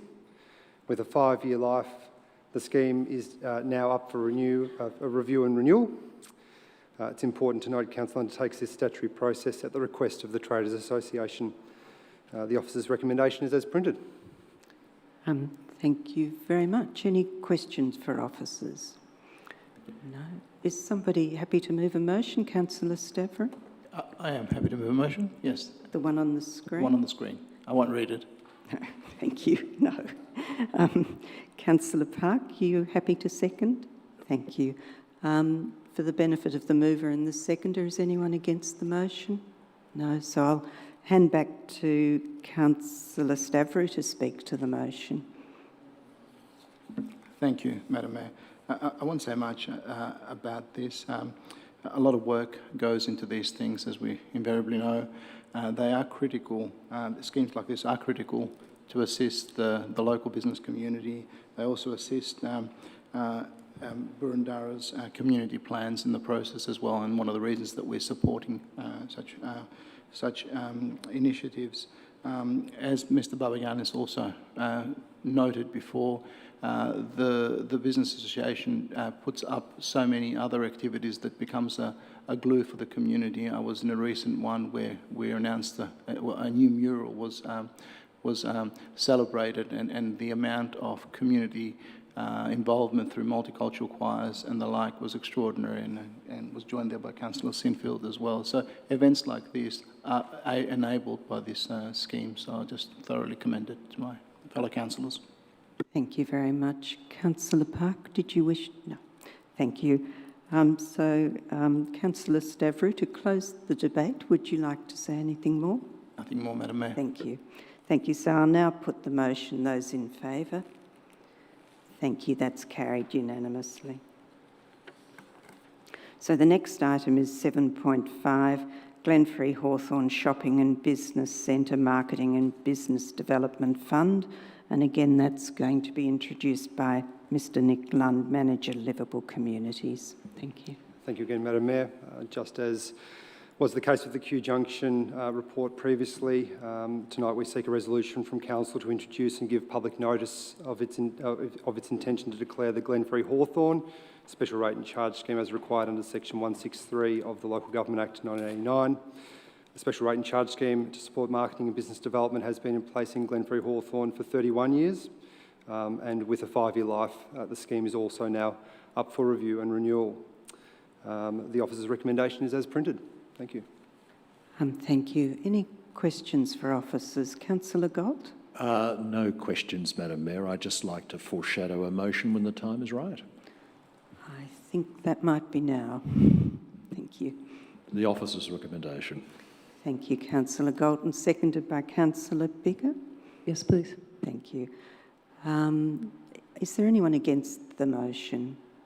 No? Thank you. So I'll hand back to Councillor Galt to speak to his motion. Thank you again, Madam Mayor. Look, I'd like to thank the officers for putting this report together, and also to the Glenferrie Traders Association and all that work with them. They've done lots of work over the last 5 years and lots of work going into this report. Such schemes as this benefit our shopping strips, and there's probably never been such an important time to see initiatives such as this after the pandemic and the threat we have from the internet, etc. And promoting our local strip shopping centres is absolutely essential. This was demonstrated, I think, at the weekend by the Glenferrie Festival. And again, thank you to all the officers that were involved in that, and to the traders, and to Steve, who presented tonight. It was so well attended. It was an exciting function and went down very well. It's one of those things that tends to bond communities together, so I thank them all for this. So this is really just a motion to consult further on the scheme. So I very strongly recommend everyone support this tonight so we can move it forward. Thank you very much. Thank you, Councillor Gold. Councillor Biggar, did you want to speak to it? No, thank you. No, thank you. Councillor Gold, do you wish to add anything to close the debate? Nothing further, Madam Mayor. Thank you. Thank you. So I'll put that motion. Those in favour? And I'm presuming none against? Thank you. So that motion is carried.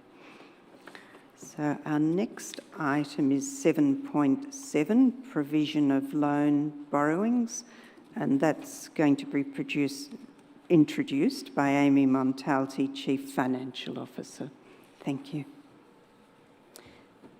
Thank you, and through you, Madam Mayor. The purpose of this report is to seek council approval for the tender of $70 million in new borrowings by 30th of June 2022. As per the 21-22 council budget, council proposed to borrow $70 million to fund significant infrastructure projects, including works at Kew Recreation Centre and Canterbury Community Precinct. The long-term financial strategy prepared for 21-22 budget year accommodates the recommended borrowings and factors in full repayment by 30 June 2032.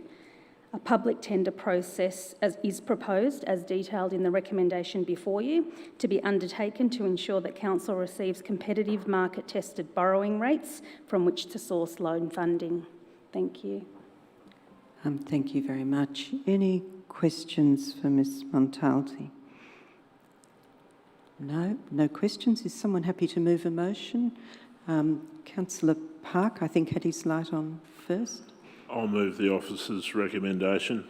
Thank you. And seconded, Councillor Stavrou, I think, had his light on next. No? Well, I'll say it is Councillor happy to trade Stavrid. Thank you. As you please, Chair. Okay, is there anyone opposed? No, I can't see any lights. Councillor Park, would you like to? I won't speak to it. The motion's self-explanatory, and it's been well considered. The extent of the borrowings has been well considered previously by councillors. Thank you. Councillor Stavrid. Nothing further to add, Madam Mayor. Councillor Park, I'm assuming you don't wish to say anything more, so I'll put the that motion to the vote. Those in favour? Thank you. Those against? No, so that's carried. Thank you, councillors. Thank you. Now, our next item is 7.10, commuter car parking federal government update, and that's going to be introduced by Daniel Freer. Thank you, Madam Mayor. The report presented tonight seeks to table correspondence from the Honourable Mr Josh Frydenberg MP, confirming the withdrawal of funding for commuter car parks at Surrey Hills, Canterbury, Camberwell and Glenferrie, noting that the Surrey Hills car park was a matter with the state government. This correspondence was received on the 3rd of March, following Council's recent consultation period on these projects from the 14th of December to the 10th of February. Thank you. Thank you. Councillor Sinfield, you had a question? No question. Ready with the motion when you are. Thank you. Are any other lights on for questions? No. Thank you. So, Councillor Sinfield, your motion? Oh, sorry, Councillor Franco. Thank you. Some questions. Could you advise how much out of pocket, or could you advise how much council spent in terms of the costs in relation to pursuing the car parks to date, and to what extent we received any grants or subsidies from the federal government for that purpose? Thank you. Through you, Madam Mayor, Council received approximately $2.25 million of feasibility funding from the federal government, and the works that had been undertaken to the point of conclusion on the 3rd of March were funded from that feasibility provision from the federal government. I don't know the exact number off the top of my head, but I can say that we've not spent anywhere near that sum of feasibility commitment. Thank you. Had a follow-up? Yes.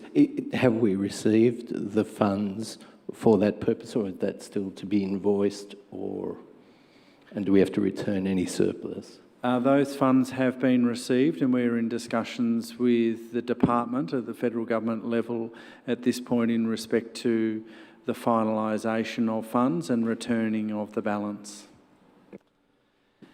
I'm aware that Council has been providing the Minister for Infrastructure, Paul Fletcher, with monthly reports in relation to Excuse me, Madam Mayor, is this a statement or a question? I'm finishing the question. So I'm aware that the monthly reports to the Minister for Infrastructure, Paul Fletcher, were prepared by and sent by Council. Could you advise why councillors, elected councillors, were not provided with copies or informed of those monthly reports to the Minister for Infrastructure? Through you, Madam Mayor, the reports that have been provided on a monthly basis have been provided directly to the department, and I'm sorry I can't recall their full name, Department of Transport, Communications and something else, not directly by Council to the Minister in that respect. The department has advised our officers that they are documents between the parties in respect to the grant that has been provided, so they are a reconciliation of the grant process as that has continued on and providing that department with an update on our progress of works in accordance with the grant. Thank you, but my question wasn't asked. My question is specifically why the elected councillors were not informed or provided copies of the monthly reports. I think Mr Storer is Yeah, I going might to... address that. Thank you, Madam Mayor. The monthly report is an operational report which exists between the administration of council and the administration of the federal government. They are confidential reports, and you have already requested a copy of those reports. You've been advised that they cannot be made available to you. That advice is on the basis that the subject matter of those reports is not in front of this council for consideration, and they are therefore no longer available for distribution to councillors. Thank you. You have another question, Councillor Franco? I have some, but look, I might relieve it. I have a motion myself to this, but I'll wait and hear Councillor Sinfield's motion, and I may seek to amend that. Thank you. Councillor Park, you have a question? Just a question of the CEO. During Mr Storer's tenure as CEO, have reports of the nature of which he referred to ever been made available to councillors, whether in respect of state government or federal government, of any similar situation? Have those reports ever been made available to elected members? No, they have not. Thank you, Councillor Park. Councillor Sinfield, you foreshadowed a motion. Thank you, I do. The officer's recommendation, please, Mayor. And seconded Councillor Gillies. Thank you. Thank you. To assist Councillor Sinfield and Gillies, is anyone opposed to that motion? Councillor Franco. I'm opposed, and I propose to move an amendment to that motion. Let me just check.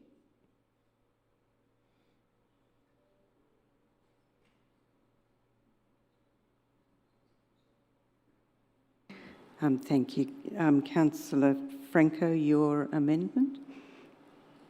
Do you want me to move that now before Councillor Sinfield speaks? I don't mind. It's now the amended motion. I propose removing paragraph 2, striking paragraph 2 out and replacing paragraph 2 with a new 2, publicly release the consultation results, including all qualitative and quantitative data on the community consultation undertaken from December 2021 to February 2022 on the commuter car parks. Slow down a little.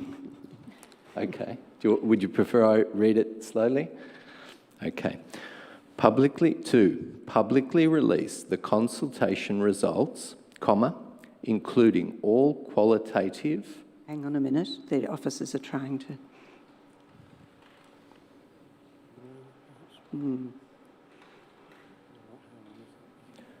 Is it very long? Do you want to email No, it's not very long. Or including all qualitative... There's just 2 sentences, so that's all. Including all qualitative and quantitative data on the community consultation undertaken from December 2021 to February 2022 on the commuter car parks, and provide a copy of this to the Honourable Josh Frydenberg MP. 3, a new 3, oppose future advocacy of free commuter car parks at Glenferrie, Canterbury and Camberwell stations, and agree to focus on facilitating public and active transport linkages instead. Full stop. Thank you, Councillor Franco. Let's just pause and wait until we see it up on the screen. Can you repeat the third point? 3, oppose future advocacy of free commuter car parks at Glenferrie, Canterbury and Camberwell stations, and agree to focus on facilitating... Slow down. Sorry. and agree to focus on facilitating public and active transport linkages instead.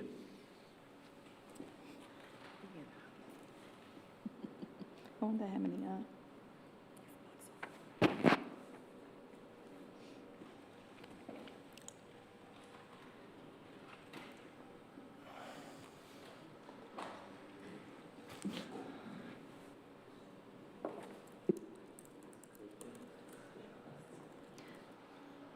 Mayor, just while we're waiting, Councillor Franco would be perhaps disappointed if I didn't raise a point of order. So my point of order is that, in my humble view, this amendment fails to comply with all of the requirements of Clause 28.1 of the local law.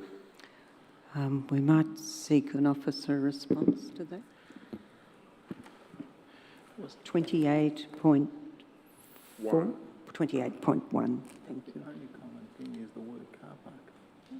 That's the only common thing between two, the word car park. I think that's the issue. It doesn't relate to the I think it's starting pre-election campaign early. Can I tell them what it is?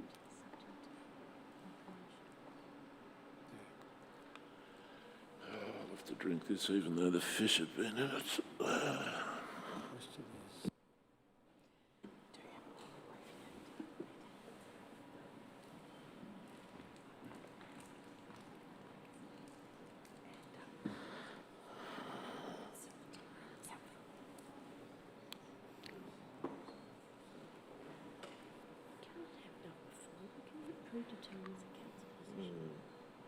Yeah, that's right.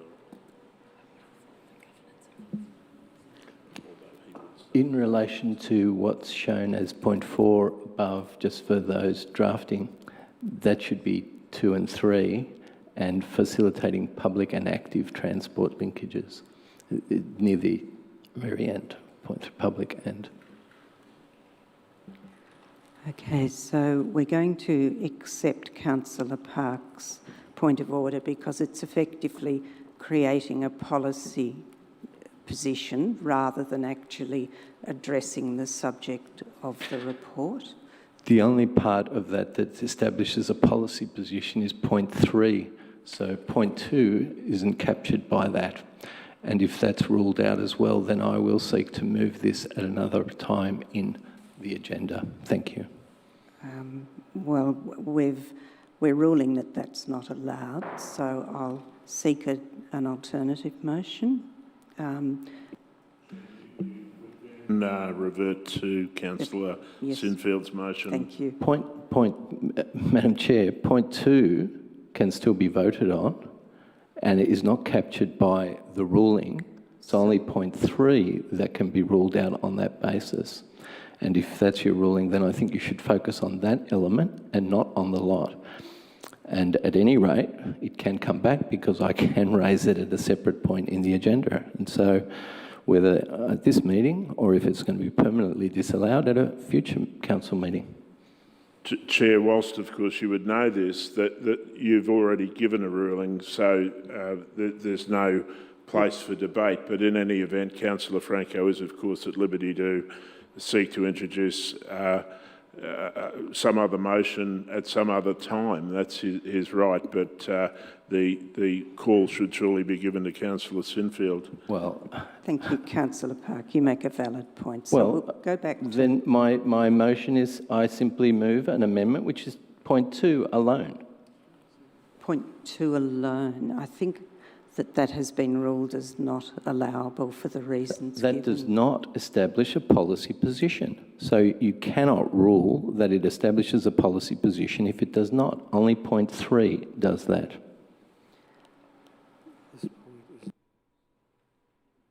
So that is not the subject of the report, is the advice. So I'll go back to Councillor Sinfield's motion, which was the officer report as up on the screen.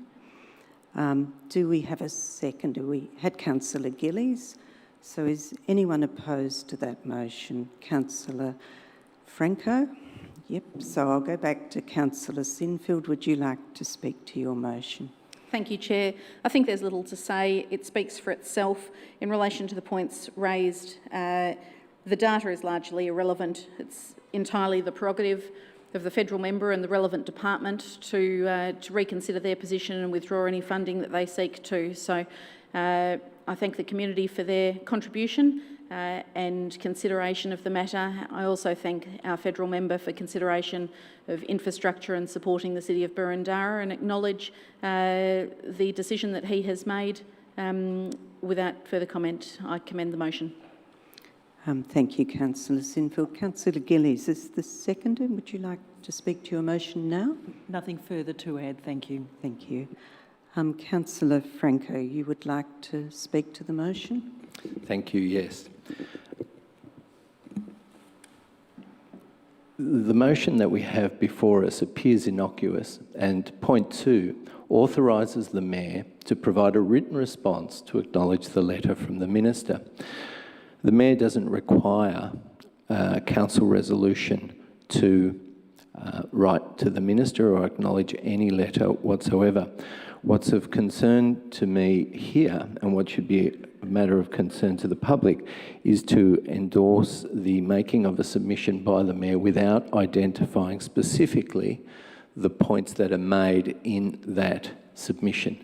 Now, the written response can include an acknowledgement, but it's not limited to that acknowledgement.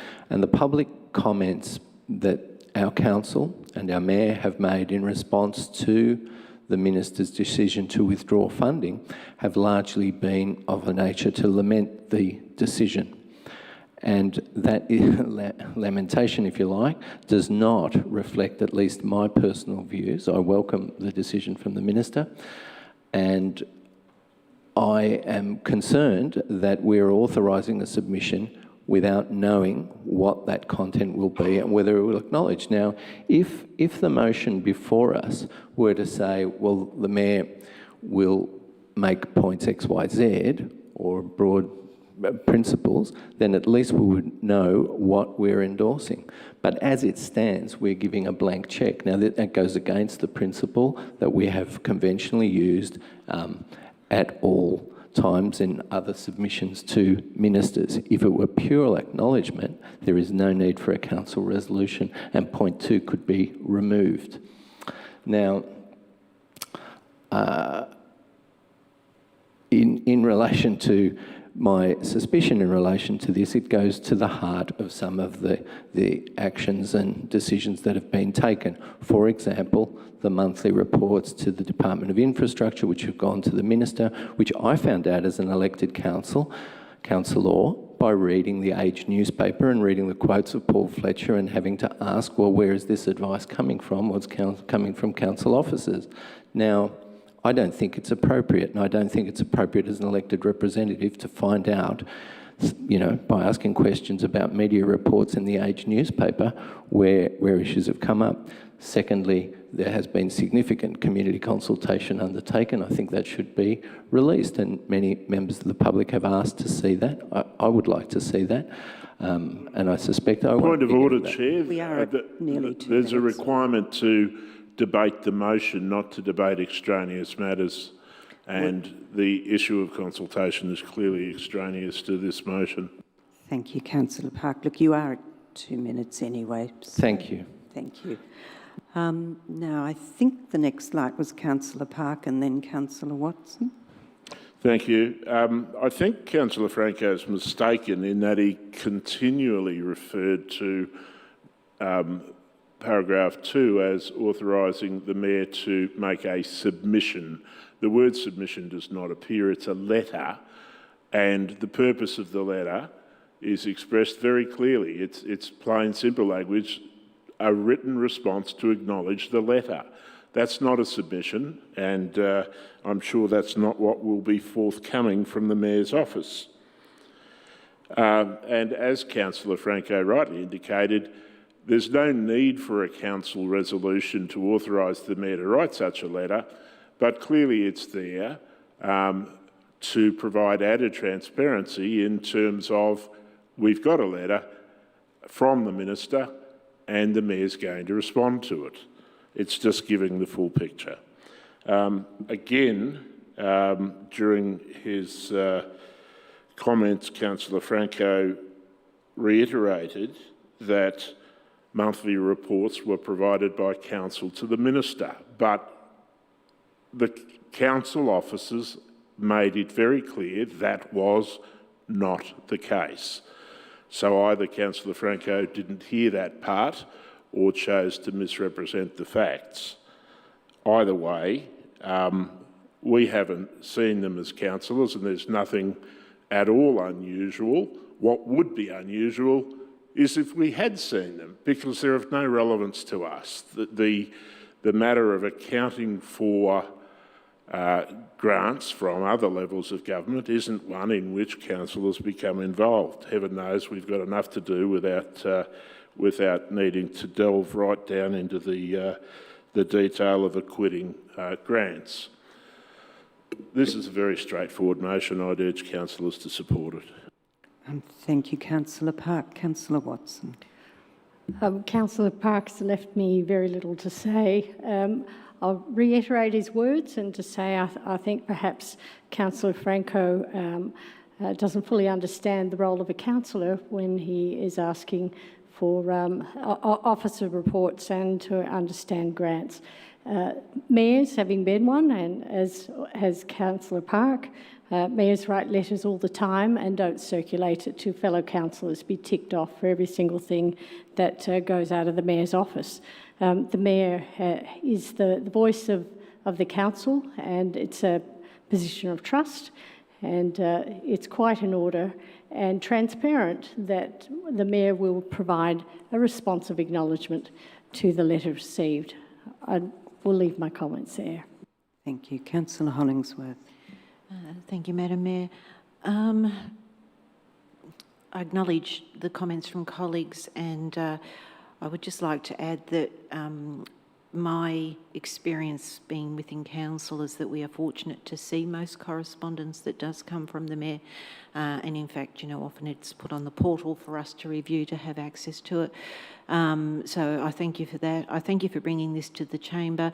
I think it's important we do, because there are still many residents that actually have signage on their front fences, or perhaps even some of our car parks that still have signage erected talking about the commuter car park proposal. So it's a good reminder to us as council that there's still signs that need to be taken down, but it's also indicating to our community that there is no federal funding, regardless of whether residents supported it or not.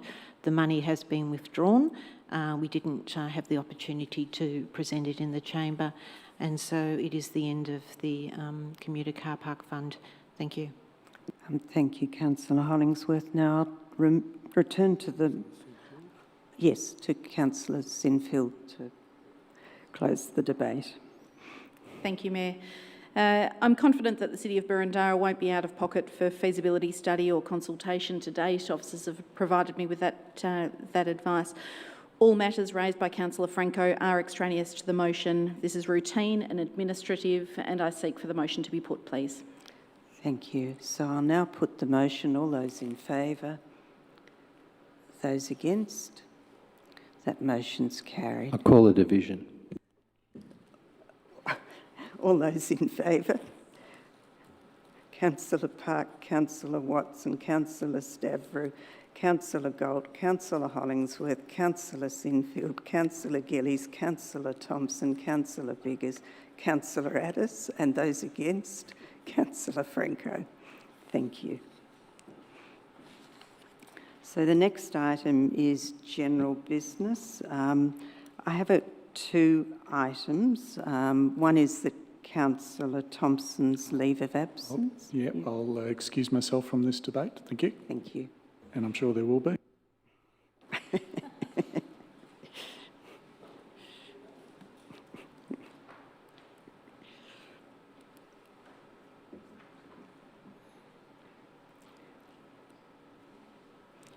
So I think Councillor Thompson's removed himself, so the motion on the screen, Councillor Thompson, is requesting a leave of absence for 1 day. I'm happy to move that, and perhaps we could have a division. I think suspend standing orders. And seconded, Councillor Bigger, I think, had her light on first. Yes, please. Is there anyone opposed to that motion? Okay, so I'll put that motion. Those in favour? And I assume there's no one against, so that motion is carried. And we'll get Councillor Thompson back.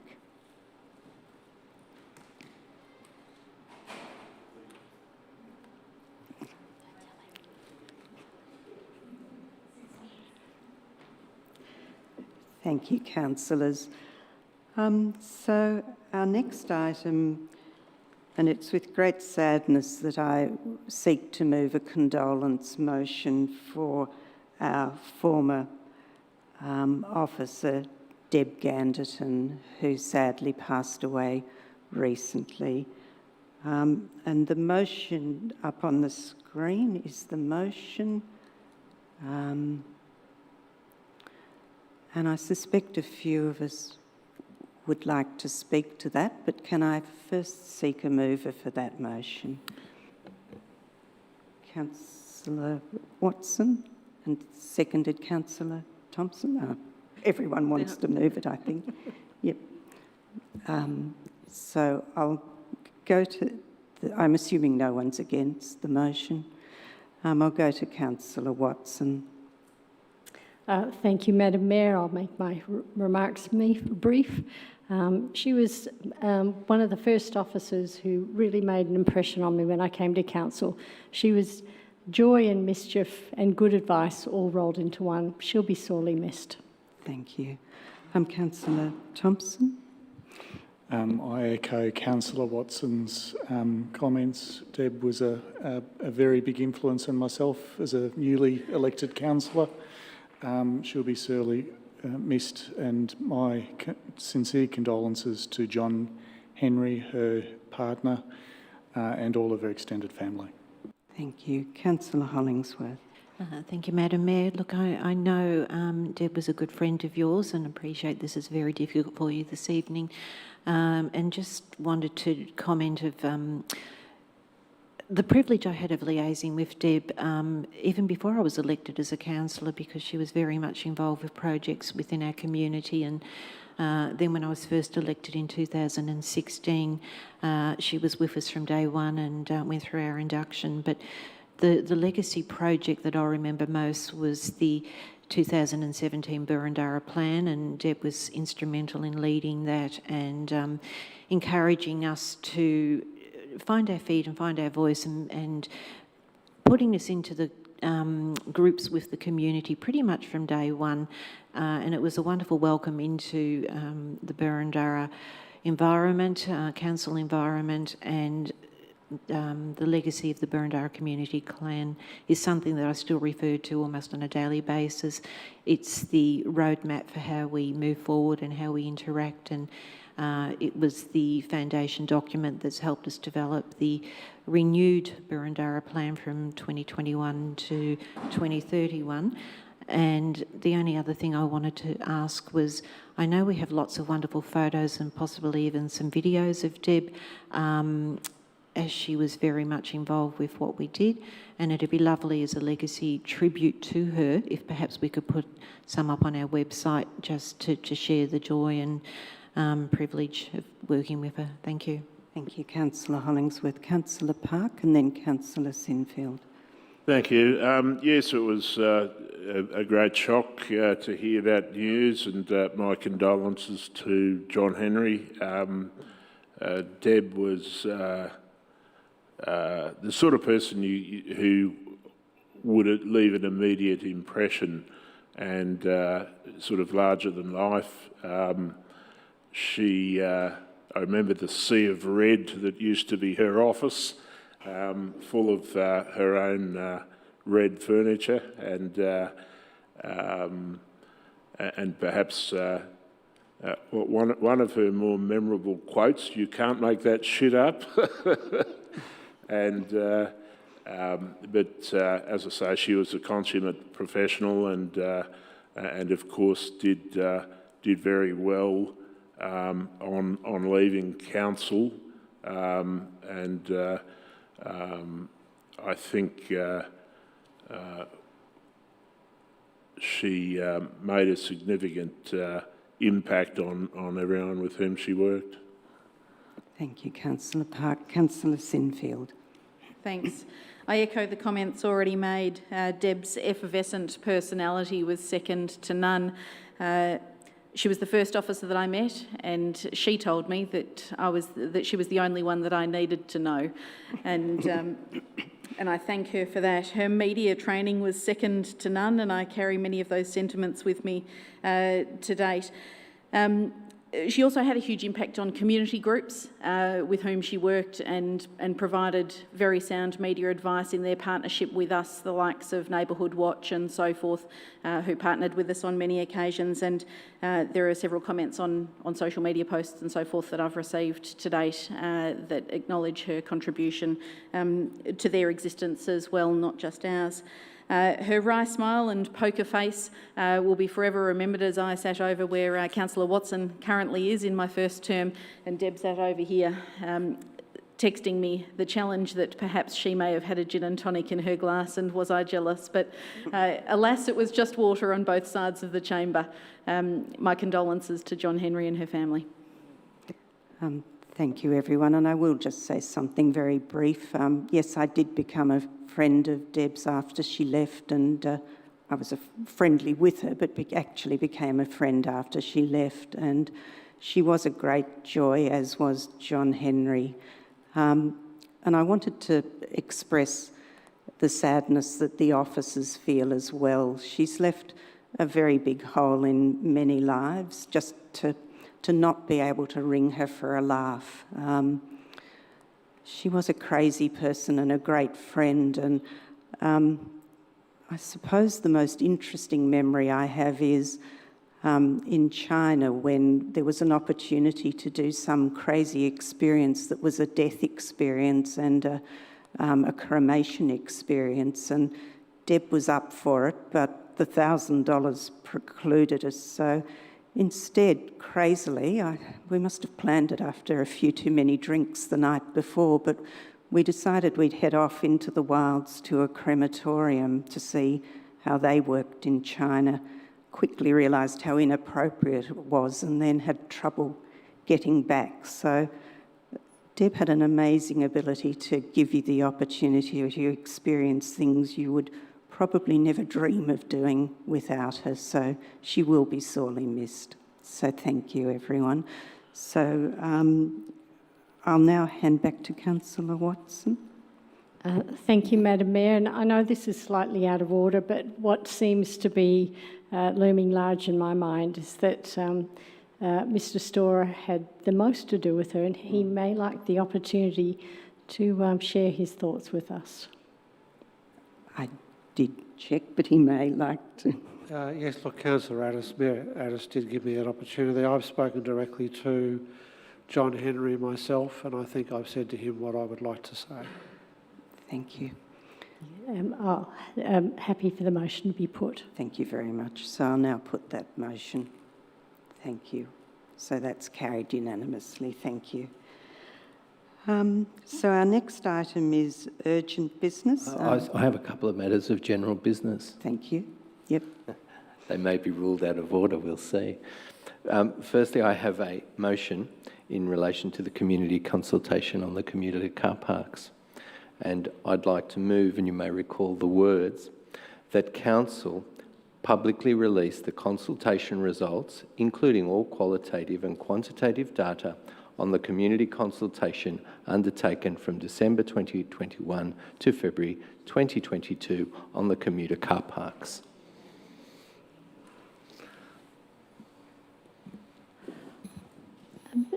Madam Mayor, just after a matter of clarification, can you raise a motion, a motion without notice in general business, or is it just a matter to be raised and tabled with council? So what I've been told is that it can't be moved as a general business item because it's not a minor matter, it's a significant matter. So no, we can't move that as a matter of general business. And the ruling's based on it being a major matter, simply releasing the community consultation results. That's not what we believe to be the case. So we can deal with it at another occasion, but in this occasion, no. Were there any other matters? You said you had a couple. Yes, I do want to... Look, I'll flag two matters. One is that I will bring this motion back at another time, along with our stance on future advocacy of commuter car parks, given that it's not permitted through various rulings here today. The other issue I just wanted to raise, I note that Stonnington Council has, I read in the media about Stonnington Council looking at using public lighting to use the Ukrainian colours to recognise the plight of those in the Ukraine. And I wonder whether it's something that we could look at and separately consider given the war in Ukraine. So are you happy for this to come to us for a discussion? I am. I'm very happy for that. Thank you. So we'll note that request. Thank you. Are there any other items of general business? No? Items of urgent business? Are there any items of urgent business?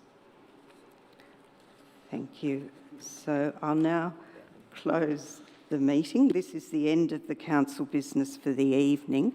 So I want to thank all of you who have joined us online this evening and in the chamber, and wish you and your family good health. And I declare the council meeting closed at 8:45. Thank you.